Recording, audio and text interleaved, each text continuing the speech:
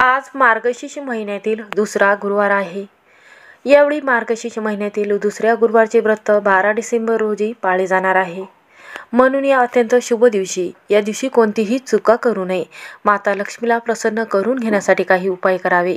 या उपायाने टळेल तुमच्यावरचे येणारे सर्व संकट.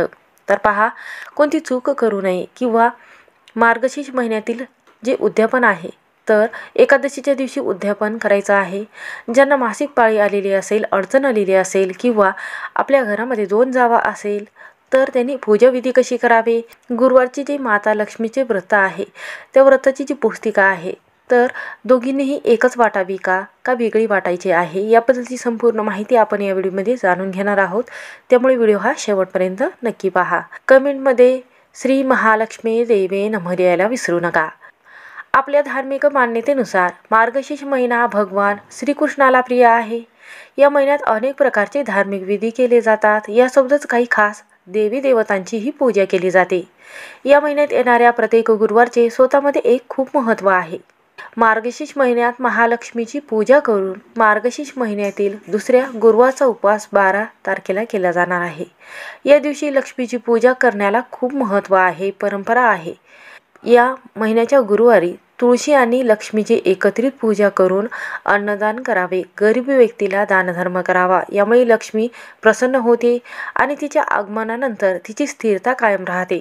दर गुरुवारी आपल्याला लक्ष्मी देवीची विधिवत रोज पूजा सकाळी आणि संध्याकाळी या वेळेत करायची आहे. तर 1 डिसेंबरपासून मार्गशीर्ष महिन्याची सुरुवात झालेली आहे आणि 5 डिसेंबर रोजी मार्गशीर्ष महिन्यातील पहिल्या गुरुवारी होता. तर आज 12 डिसेंबर रोजी मार्गशीर्ष महिन्यातील दुसरा गुरुवार आहे. 19 डिसेंबर जानेवारी तिसरा गुरुवार राहणार आहे आणि 26 डिसेंबर 2024 रोजी शेवटचा गुरुवार असून याच दिवशी मार्गशीर्ष अमावस्येने हा महिना संपणार आहे. तर बहुतांश ठिकाणी स्त्रिया मार्गशीर्ष महिन्यातील गुरुवार माता लक्ष्मीचे व्रत करत असतात. तर यावेळी लक्ष्मी देवीची पूजा करून उपवास करण्याची पद्धत आहे. तसेच सुवासिनी महिलाला वाण देऊन किंवा एका सुवासिनीला आपल्याला जेवायला घालायचं आहे, तिची ओटी भरायची आहे आणि सुवासिनीचं जे वाण आहे, पुस्तिका आहे, 7, 5 किंवा 1 सुवासिनीला आपल्याला पुस्तिका वाटप करायचे आहे. तर पहा, मार्गशीर्ष महिन्याच्या दुसऱ्या गुरुवारी काय उपाय करायचे आहे.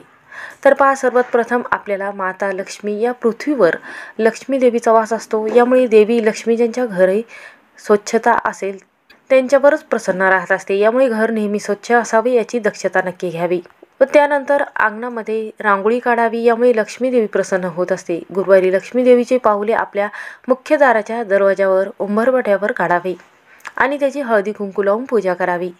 रोज संध्याकाळी आपल्याला 1 दिवा उंबरवट्यावर आणि 1 तुळशीजवळ तुपाचा दिवा आवर्जून लावायचा आहे. यामुळे धनलाभ होत असतो. लक्ष्मी देवीची कृपा प्राप्त व्हावी यासाठी भगवान विष्णू आणि माता लक्ष्मीची पूजा करावी. या दिवशी लक्ष्मी देवीला खिरीचा नैवेद्य दाखवावा. तसेच भगवान विष्णूला गूळ आणि चणे डाळ अर्पण करावी. तर मार्गशीर्ष महिन्यातील गुरुवारी गाईला गूळ, चण्याची डाळ आणि हळद मिसळून हा नैवेद्य खाऊ घालावा. यामुळे भगवान विष्णू प्रसन्न होत असतात. या दिवशी गाईला टिळा लावून तिची पूजा केल्याने जीवनातील सर्व अडथळे दूर होत असतात. जीवनात येणारे दुःख, दारिद्र्य, गरिबी दूर होत असते. त्यानंतर रोज संध्याकाळी सूर्यास्तानंतर आपल्याला माता लक्ष्मीची आणि श्री हरिविष्णूचीही एकत्रित पूजा करायची आहे. तर पहा, तुम्ही जेव्हा नैवेद्य अर्पण करता त्यावेळेस खिरीमध्ये आपल्याला तुळशीचे पान आवर्जून टाकायचे आहे. त्यामुळेच लक्ष्मी माता आणि श्री हरिविष्णू हे नैवेद्य ग्रहण करतील.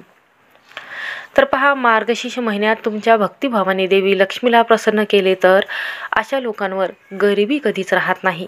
महालक्ष्मीचा सदैव आशीर्वाद त्या भक्तावर राहत असतो. चुकूनही या दिवसामध्ये उशिरापर्यंत झोपू नये. या दिवशी जास्त वेळ झोपल्याने देवी लक्ष्मी क्रोधित होत असते. यामुळे आपल्या घरावर गरिबीचे सावट येत असते. या दिवशी घराचे दरवाजे बंद ठेवू नये. संध्याकाळी पूजा करत असताना 5च्या नंतर प्रदोष काळामध्ये माता लक्ष्मी घरामध्ये प्रवेश करत असते. त्यावेळी दरवाजा हा उघडा ठेवावा. माता लक्ष्मी घराच्या मुख्य दरवाजातून घरात प्रवेश करत असते.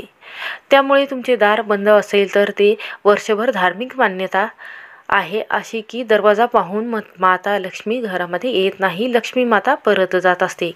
म्हणून दरवाजा हा उघडा सोडायचा आहे. या दिवशी चुकूनही मांसाहार करू नये. यासोबतच या दिवशी कोणालाही इजा होईल किंवा कोणालाही आपल्यापासून काही त्रास होईल असं वागू नये. तर पहा, या दिवशी जप आणि पूजन विधिव्रत आणि आपल्या समर्पण भावनेने करणे गरजेचे आहे. पूर्ण क्रिया आणि श्रद्धेने करण्यात आलेल्या पूजन आणि जपाचे शुभफळ आपल्याला प्राप्त होते. तर पुराणामध्ये देवी देवतांचे पूजन आणि जप करताना कोणत्या गोष्टीकडे विशेष लक्ष द्यायला हवे? तर पहा, देवी लक्ष्मीची पूजा आणि जप करत असताना कोणत्या 5 गोष्टी चुकूनही करू नये. देवी देवतांचा जप करत असताना मनुष्याने आपले शिंक किंवा खोकल्यावर नियंत्रण ठेवावे. देवाचे स्मरण करत असताना शिंकल्याने मुख अपवित्र होत असते. अपवित्र मुखाने देवाचे नाम घेणे वर्जित आहे. देवाचा जप करताना शिंक किंवा खोकला आल्यास लगेच हातपाय धुवून पवित्र व्हावे आणि पुन्हा जप सुरू करावा. जांभई देणे आळसाचे लक्षण आहे. जो मनुष्य सकाळी झोपेतून उठल्यानंतरही जांभळी देत असतो, झोपेतच राहत असतो, त्याला देवाची पूजा अर्चना करण्यास सक्त मनाई आहे.